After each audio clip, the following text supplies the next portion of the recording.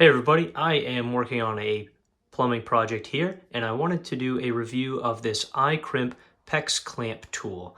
This is coming super handy for me as I've transitioned to using PEX, and right here we have an old copper that we're going to go to PEX to feed the tub spout.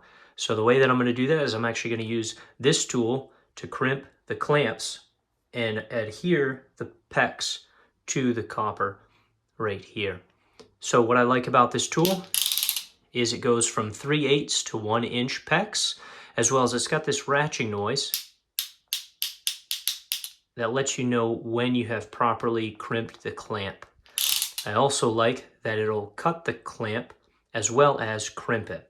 So if you have it on number 1, it'll crimp, and if you switch it to number 2, it'll cut. The way that you do that is simply by releasing that, pushing that out, rotating this to 2, pushing it back in and securing it there.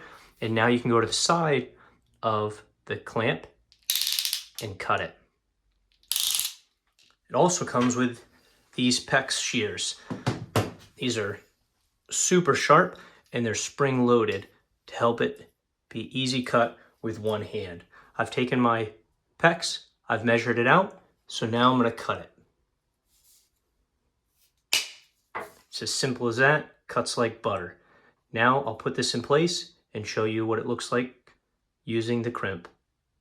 All right, now we have the PEX and the clamps in place. Something important to note is that you want to put these clamps on your PEX and then put your PEX in place, because once you put your PEX in, you won't be able to put the clamps in place. So now, once the clamps are in place in the right position, we'll take our crimping tool and we will crimp it until it releases. It goes all the way, and then once it releases, you know that you've crimped it to the proper crimping. Now take it and do the same thing down here.